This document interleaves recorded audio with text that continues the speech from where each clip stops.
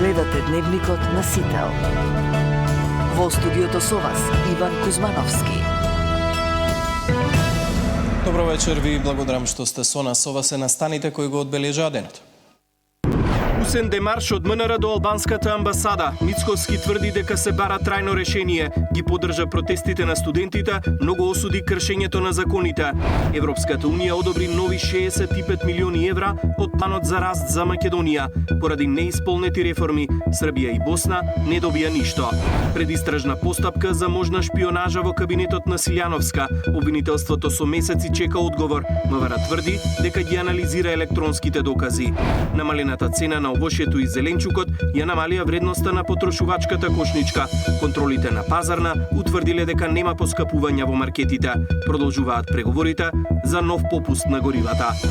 Големо добре дојде за Путин во Пекинг. Кина и Русија ги потврдија добрите односи. Во тема на денот вечерва гостува вице-премиерот и министер за транспорт Александар Николовски. Останете со нас.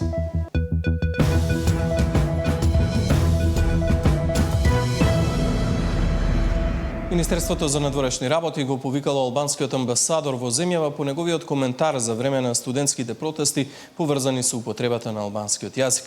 Бидејќи не бил во Македонија, устен демарш му бил пренесен на неговиот заменик. Ова не е прв пат истиот амбасадор да коментира внатрешно политички теми. Од вреди тврдат дека тие не барале да биде повлечен од земјава. Албанскиот амбасадор во земјава утрово бил повикан на консултации во МНР по коментарите и поддршката на протестите на студентите албанци кои на почетокот на неделава се одржаа во Скопје. Дипломатски извори на Сител велат дека наместо амбасадорот во МНР утрово дошол неговиот заменик кому му бил пренесен усен демарш и предочено дека последните јавни настапи на амбасадорот Денјон Мејдани земјава ги доживува како мешање во нејзините внатрешни работи. Според неофицијалните информации од албанската дипломатија било побарано да се внимава на односите меѓу двете земји кои традиционално се одржуваат во хармонична и пријателска атмосфера. Амбасадорот Мејдани реагираше на социјалните мрежи во врска со задржувањата на студентите од Албанија на граница, додека патувале за да го поддржат протестот за правосуден на албански јазик, критикувајќи ја македонската демократија и европски вредности. Премиерот утрово директно не го коментираше овој случај, но потврди дека имало надворешно мешање во студентските протести. Мене лично ми пречи што протестантите кои што практично се правници, кои што се борат за право, го прекршува законот, да речеме законот за знамињата, законот за државната химна, уставот и така натаму. Ајде на вредите нема да ги коментирам, тоа е сепак домашно воспитување што во првите 7 години од животот се стекнува. Нема да го коментирам ни оној инцидент насилен кој што се случи. Нема да ги коментирам ни надворешните мешања во внатрешните работи на Македонија на некои надворешни фактори. Тоа све ќе го оставиме како фолклор. Но на кое што ние како влада во моментов го работиме е да се обезбеди трајно решение. Ова не е прв пат албанскиот амбасадор Мејдани да излегува надвор од дипломатскиот бонтон. Тој реагираше кога законот за јазиците се најде пред Уставниот суд, коментирајќи дека албанскиот јазик не е прашање на судови. Во февруари влези и во јавна полемика со вреди што дел од медиумите го пренесоа како главна причина за неговото заминување. Ко-председателот на вреди денеска демантира дека побарал повлекување на албанскиот амбасадор, иако не го криеше незадоволството од неговата дипломатија. Амбасадорот на место да ги представува и да ги штити интересите на албанците во Македонија како што е во уставот на Албанија, односно да представува Албанија во институциите во Македонија, тој повеќе се занимавал со политички теми, но тоа е оценка која треба да се направи од државата, односно институциите кои го именува амбасадорот. Дел од албанските медиуми веќе објавија дека амбасадорот Мејдани наскоро ќе си замине од Македонија и дека веќе е прераспределен на друга мисија. Албанското МНР официјално демантираше дека го повлекува Мејдани, но не ја отфрли можноста тој да биде префрлен во друга амбасада, коментирајќи дека албанската дипломатија ги оптимизира кадровските ресурси во согласност со приоритетите на надворешната политика. Александар Спасовски, Сител телевизија. Европската комисија одобри 65,7 милиони евра за Македонија преку планот за раст, што е највисок износ во земјите од регионот. Средствата, како што информира од комисијата, се резултат на исполнети реформи во образованието и дигитализацијата. Македонија добива 65,7 милиони евра за реформи и развој. Европската комисија од новиот финансиски пакет, освен за нашата земја, 49 милиони евра ќе припаднат на Албанија и 44,2 милиони евра за Црна Гора во рамки на планот за раст. Ова следува по третото барање за исплата и позитивната оценка на комисијата за спроведените реформски чекори во областите на образованието и дигитализацијата во Македонија, како и конкурентноста на бизнисот и иновациите во Албанија и Црна Гора. Во однос на Македонија, како што информираат од Европската комисија, оценетите реформи вклучуваат мерки за подобрување на финансирањето на основното и средното образование, како и мерки за проширување на пристапот до дигитална инфраструктура и IT опрема во училиштата. Од исплатените 65,7 милиони евра, 30 милиони ќе бидат префрлени во државниот буџет, а остатокот ќе биде достапен за инфраструктурни инвестициски проекти. Ова е јасна потврда за силната посветеност на владата кон реформите и исполнувањето на обврските од планот за раст и имплементацијата на европските вредности и стандарди на домашен план. Воедно тоа представува признание за сериозниот пристап, институционалниот капацитет и реформскиот напредок на државата, напиша министерот за надворешни работи Тимчо Муцунски. Со денешната исплата, вкупниот износ исплатен во рамките на овој фонд достигнува 212,8 милиони евра за Албанија, 89,3 милиони евра за Црна Гора и 142 милиони евра за Македонија. Планот за раст прави вистинска разлика во секојдневниот живот на луѓето низ целиот Западен Балкан. Во Северна Македонија учениците ќе имаат подобар пристап до модерна IT опрема во училниците.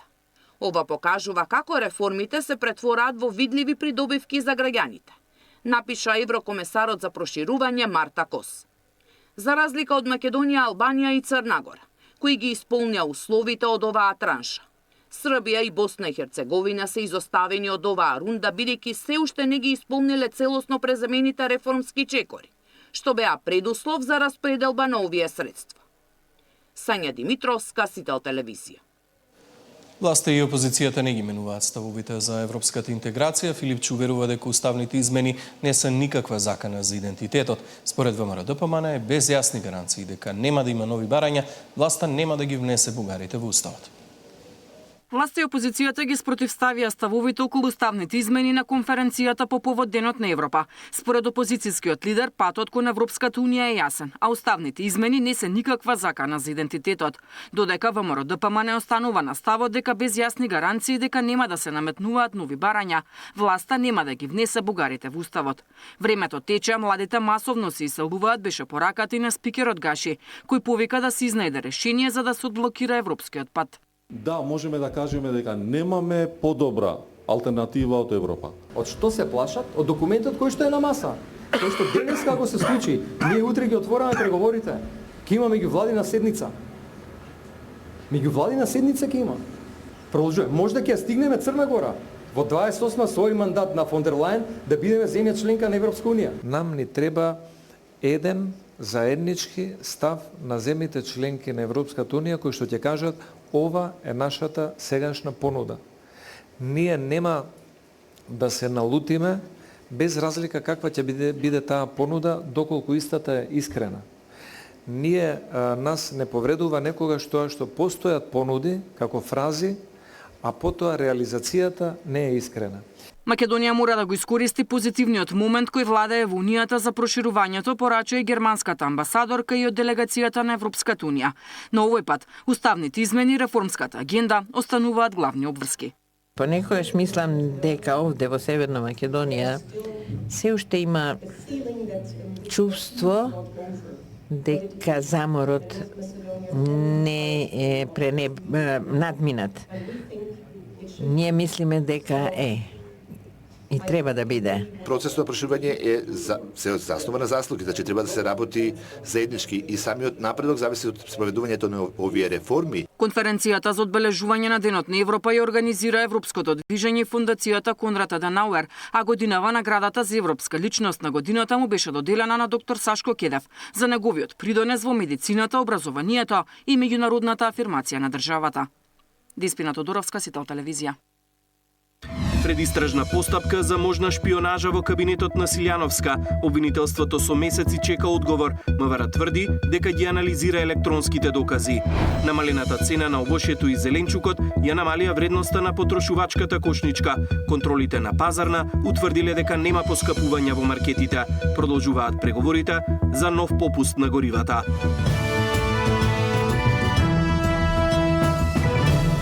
Обвинителството за гонење на организиран криминал и корупција потврди дека има предистражна постапка за можна шпионажа во кабинетот на претседателката Силјановска.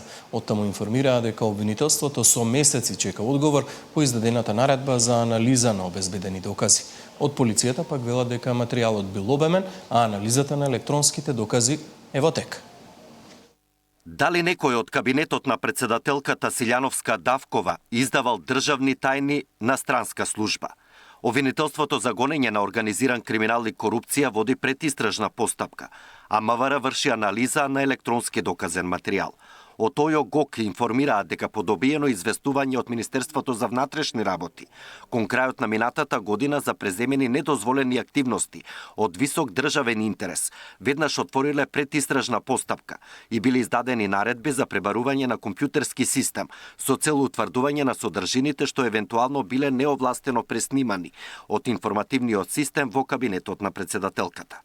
До обвинителството биле доставени 2 мобилни телефони одземени од пријавениот за вештачење, а оттаму побарале и обезбедување на копии од видеонадзорот, но од СОЗР добиле известување дека тоа било надлежност на МВР. До денес и покрај сериозноста на предметот, чувствителноста на околностите и значењето на навременото постапување, ОЈО ГОК нема добиено известување од МВР за резултатите од преземените дејствија, ниту за прибраните докази, велат од обвинителството. Од секторот за компјутерски криминал при МВР пак велат дека постапуваат по наредбите добиени од обвинителството. Во тек е анализа на сите електронски докази кои се екстрахирани од одземената опрема. Напоменуваме дека станува збор за поголема количина на електронски доказен материјал, за кој е потребен поголем временски период. Анализата е во завршна фаза и во наредниот период целокупниот доказен материјал ќе биде доставен до обвинителството, велат од МВР. Според премиерот, нема шпионска афера во кабинетот на претседателката. Тоа се шпионски талок на општеството структури од минатото, кои што се наоѓале во кабинетите како глодари на некои поранешни политичари, претседатели, премиери и така натаму, и тие се представуваат како група вработени и испраќаат анонимни дописи до обвинителства. Се разбира, таму Ислама Бази веднаш да истрча и да создаде паника во јавноста дека нешто се случувало. Јас не би ги коментирал овие глодари, бидејќи мислам дека треба да ги заборавиме. Според анонимната кривична пријава подпишана од група вработени во МВР се сомничи IT администратор во кабинетот на претседателката, кој наводно копирал, енкриптирал и складирал доверливи податоци и наводно бил поврзан со странска разузнавачка служба. Александар Динев, Сител телевизија. Одбраната во случајот Пулс тврди дека пожарот во дискотеката бил несреќен случај. Родителите велат дека адвокатите водат медиумско шоу и побараат судот строгите правила во судницата да важат за сите. На денешното рочиште обвинителството презентираше докази. Музички точки со кругови од оган, факели, прскалки и пиротехника. Обвинителството во судница презентираше настапи на изведувачи во Пулс низ годините, кои самата дискотека си ги објавувала на социјалните мрежи. Дали ја слушнавте приказната на Пулс и огнот, е напишано во една од објавите каде танчери изведуваат точка со оган. Со ова обвинителството ќе докажува дека пиротехника се користело често во дискотеката, а од сликите кои беа прикажани во судот, обвинителството тврдеше дека имало само една врата, а никаде знак за излез. Несериозно е обвинителството преку слики од социјалните мрежи да го убедува судот и јавноста дека во дискотеката не били исполнети минимално техничките услови, велат адвокатите. Според нив, станува збор за несреќен случај предизвикан од прескалките кои ги користеле ДНК за време на настапот. За жал, обвинителството создава конфузија во самото судење, нема се уште храброст кај нив да овој предмет го дефинираме онаков каков што на вистина е, несреќен случај предизвикан од незаконито, неовластено и нестручно употреба на пиротехнички средства во затворен простор. Родителите пак се гневни бидејќи судот се претвора во циркус од процедурални игри наместо да се бара правда за 63 закаснати животи. Најпоразително е тоа што правилата во судница не важат за сите. Адвокатите прават шоу, а родителите се отстрануваат од судот, вели Александар Нунов. Надвикување од сите страни, прекинувања, до објаснувања без крај, иронија, провокации и театрални настапи. Адвокати што се однесуваат како да водат медиумско шоу е не постапка за трагедија кој што го зави кочани во црно. Во еден момент судницата целосно ја изгуби тежината што треба да ја има наместо тишина пред болката на родителите. Имаше хаос наместо достоинство за мртвите деца. На денешното рочиште се презентираше и обемна документација и скици од постоење на објекти на местото каде денеска се наоѓа изгорената дискотека. Тамара Дичевска, Сител телевизија. Намалената цена на овошјето и зеленчукот ја намалија вредноста на потрошувачката кошничка. Контролите на пазарна утврдиле дека нема поскапување во маркетите. Продолжуваат преговорите за нов попуст на горивата. Големо добре дојде за Путин во Пекинг. Кина и Русија ги потврдија добрите односи.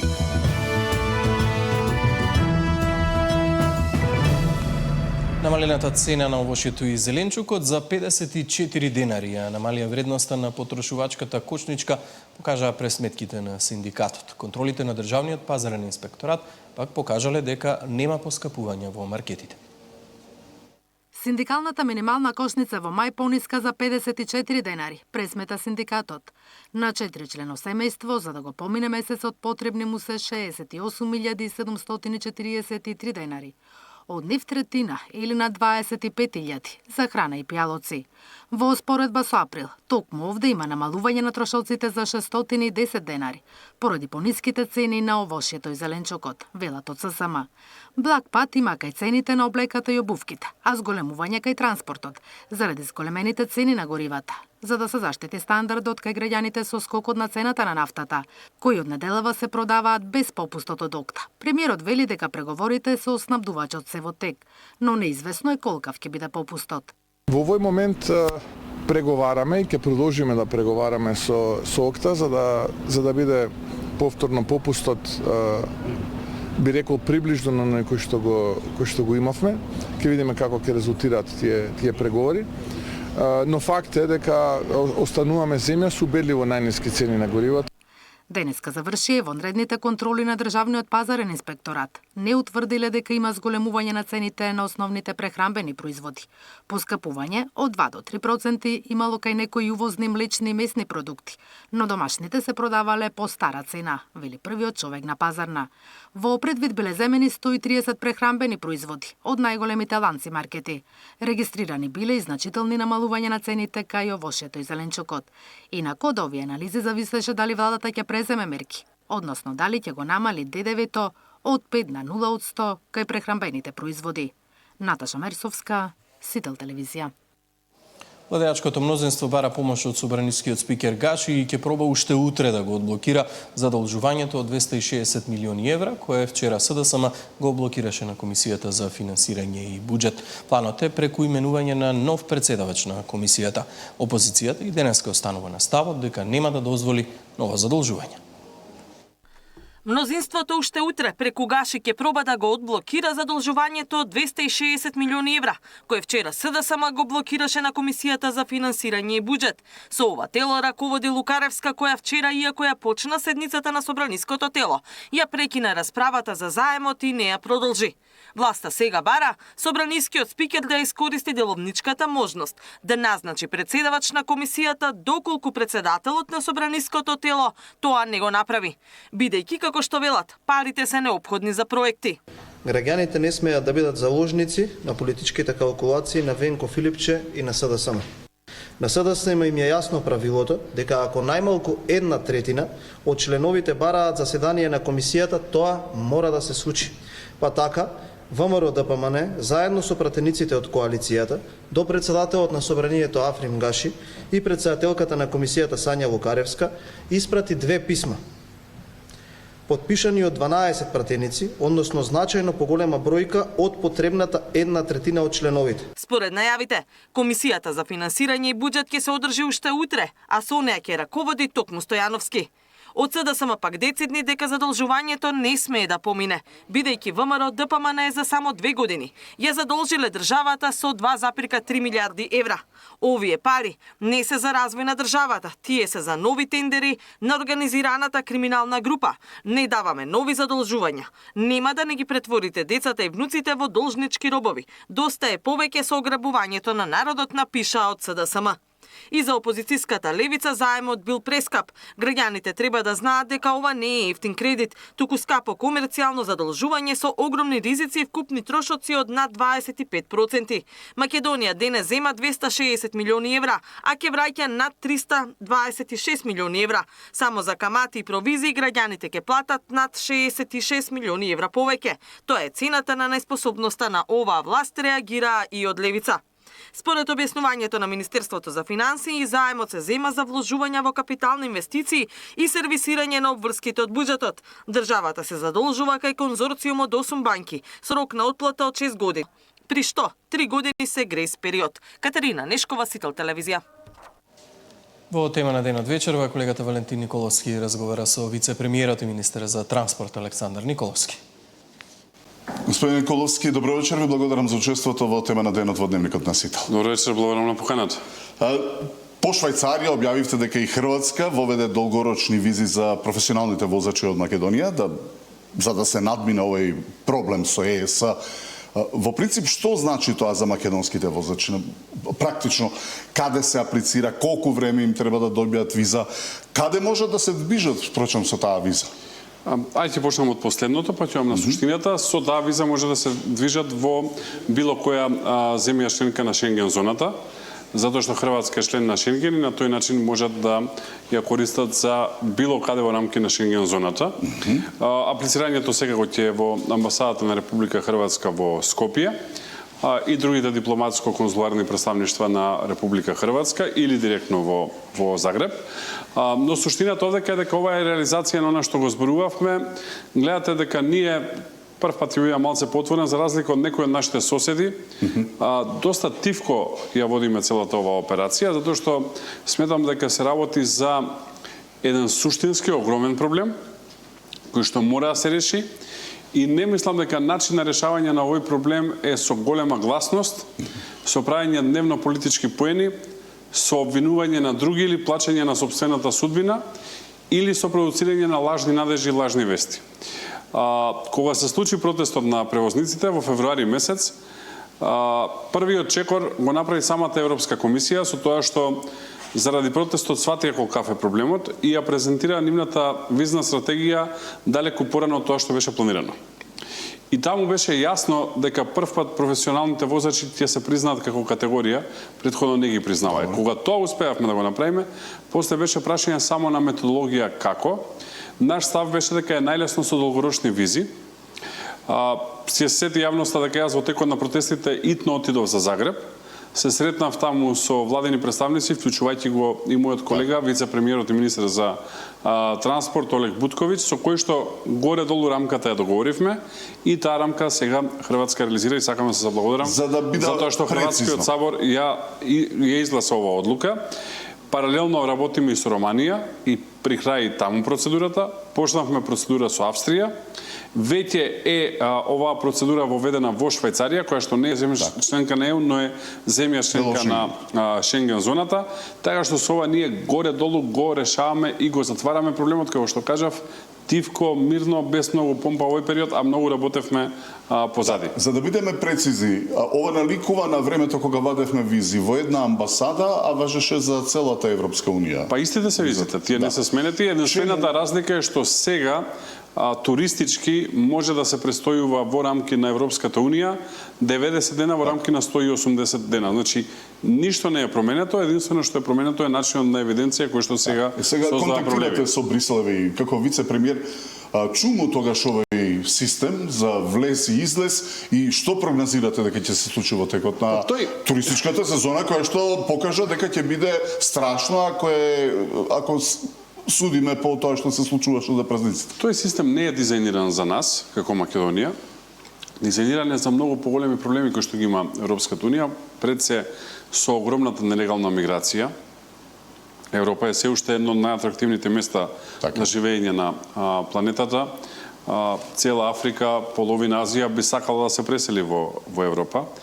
И Европската унија изнаоѓа начини како да се брани. Прашањето на миграцијата е прашање број 1 во бројни европски држави и ја одредува политичката судбина на бројни политички елити. И помеѓу другото ја оведува и оваа дигитализација. Таа, повторувам, не е насочена кон нас, но за жал важи како и за нас. Секогаш сме жртвини. Ние имаме две граници на кои што ова се користи. Едната е границата со Бугарија, втората е со Грција. Лето очекувам голем притисок кон Грција, затоа што само на коридорот 10 поминуваат 10 милиони патници годишно, од кои што најголем дел се во летната сезона. И очекувам и таму дека ќе има решение, веќе застанам тука, затоа што реков дека не ќе му дова да правам спектакли. За жал, нашите колеги од Србија пробаја да прават спектакли и овие проблеми не се решаваат така. Има во политиката работи за кои што освојувате политички поени, има работи за кои што ги правите затоа што треба да ги направите и јас ова го ставам во втората категорија. Иначе мене ми е многу лесно да одам сега да се сликам со возачите, да одам на граничен премин, да одам да речам со грчките колеги министри зборува ова или она, јас никогаш нема тоа да направам. Добра, ајде ќе видиме летово како е. Дали рокот за изградба на автопатот Кичево-Охрид ќе се испочитува? Тој најавивте да биде завршен до крајот на 26-та на оваа година, а во првиот квартал наредната 27-ма да стане функционален. Да, тоа е согласно договорот. Прашувам зашто нон-стоп се појавуваат по некои непредвидени работи. Тука сме јасни, согласно договорот, рок за завршување на автопатот е мај месец следната година. Јас очекувам да бидеме и пред рокот, затоа што работите одат добро, активностите одат добро. Веќе имаме функционални 37 километри од вкупно 57, 37 се возат. Очекувам во текот на летото да имаме и други функционални километри. Значи ќе се пуштат нови километри уште ова лето? Да. И во рамки на рокот да го завршиме целиот автопат. Имаше таму бројни проблеми, реков дека ќе зборувам за проблемите откако ќе го пуштиме и завршиме. Добро е дека сега се решени, добро е дека го решаваме и најбитното, ова е прва влада која што сериозно се посвети на овој проект. Мислам дека прашањето не е само математичко, туку е малци и филозофско. Често и јас знам да кажам дека овој автопат се гради од 2014 година, дека се гради 12 години. Во суштина скоро милијарда. Во суштина не се гради повеќе од 2. Ако сакаме да бидеме реални и директни. Кој е рокот за изградба на автопатот Тетово-Гостивар и што е поважно делницата Гостивар-Букојчани за да се заокружи стража? Таму рокот е крај на 2029 година за сите три автопатски делници, Тетово-Гостивар, Гостивар-Букојчани и Битола-Прилеп. Очекувам кај дел од нив да сме побрзи. Најбрзи очекувам да бидеме на Битола-Прилеп, иако е најдолга делница. Таа е најдолгиот автопат кој што како поединечна целина во моментов се гради во Македонија. Но е равничарски. Од 40 километри. Едно е равничарски, второ морам да кажам дека голем фокус ние ставаме на овој проект. Што е со имотно-правните односи?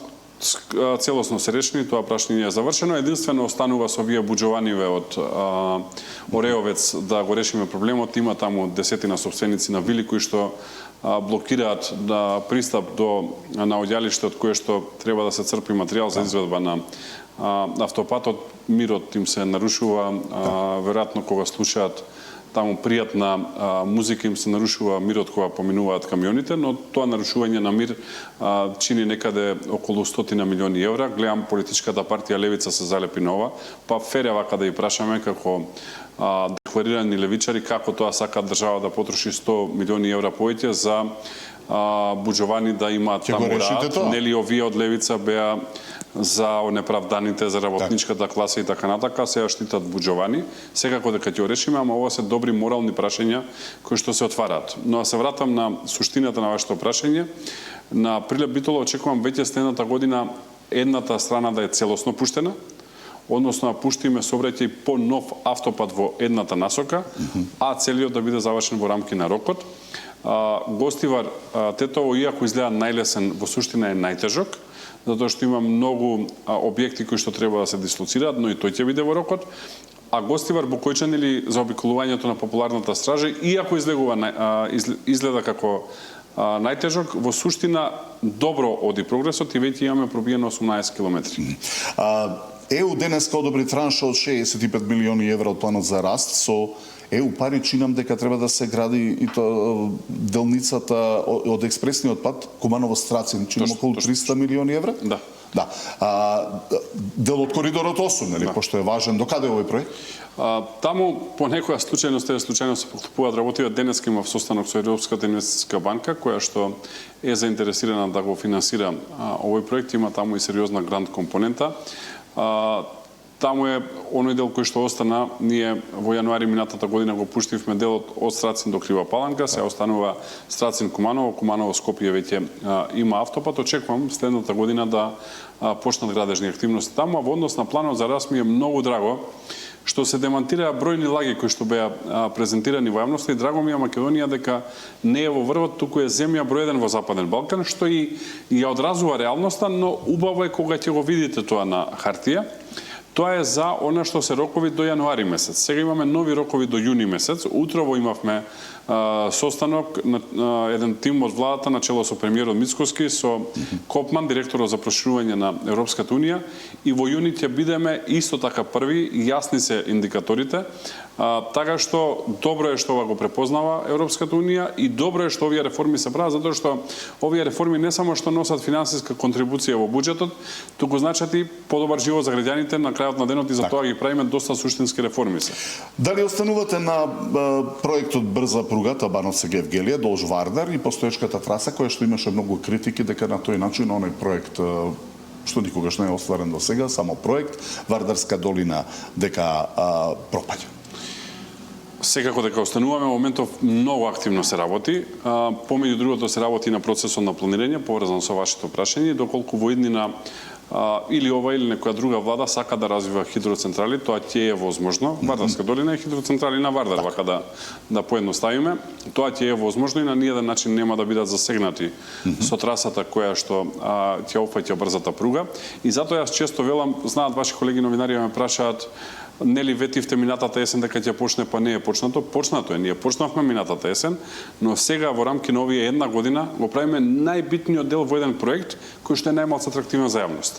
А тоа е делот кој што значи добро планирање, геотехнички истражувања, понатака истражувања за влијание врз животната средина, истражувања за влијание врз средината каде што живеат луѓето, археолошки наоѓалишта и така натака, затоа што ако не направите добар план, тоа ќе ви се случи Охрид Кичево. Така.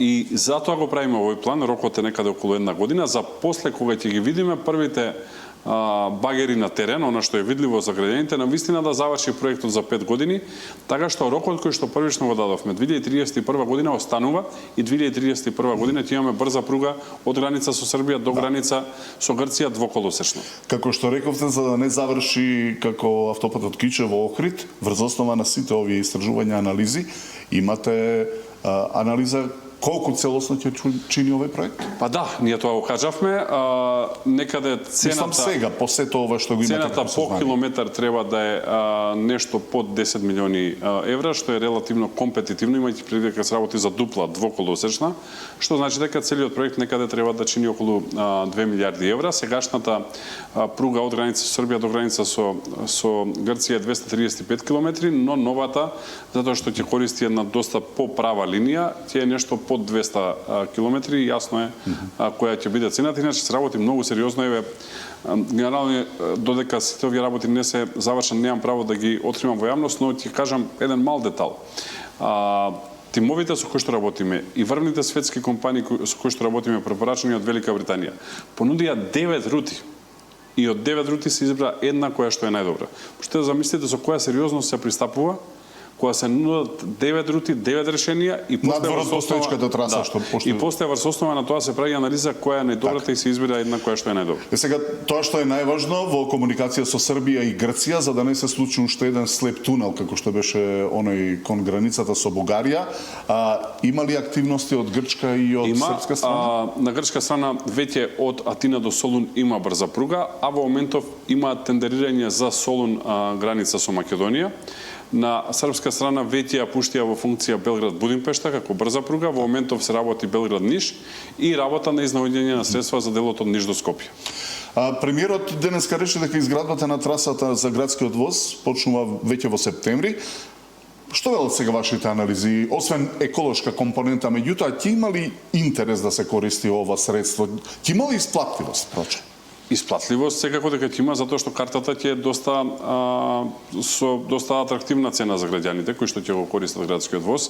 Дали ќе го користат или не, на крај останува на нив. Наша работа е да ги создадеме сите услови за може да се користи. Јас се надевам дека граѓаните ќе го користат, затоа што ќе се работи особено за приградските населби за најбрз начин да се стигне до центарот на градот и да се стигне на време, затоа што точно ќе може да се пресмета за колку тоа ќе биде единствено прецизно и точно превозно средство. Точно сега, на пример, ако тргнете од Зелениково или од Рачево, вие не можете да пресметате за колку време ќе стигнете во центар на Скопје, не знаете каква гужва ќе ве затекне по пат, а овдека јасни ќе бидат терминзите. Јавното предпријатие Железница инфраструктура одлично го работи овој проект, во напредна фаза е. Очекувам во тек на месец јуни да биде завршена пругата, јули и август ја користиме за тестирање, за веќе на 1 септември да може да стартува. Исто, еве, да ги пофалам за уште една друга работа, при крај се со завршување на бајпасот на Скопје, кој што треба да оди од Драчево, северно кон Илинден и кон Миладиновци.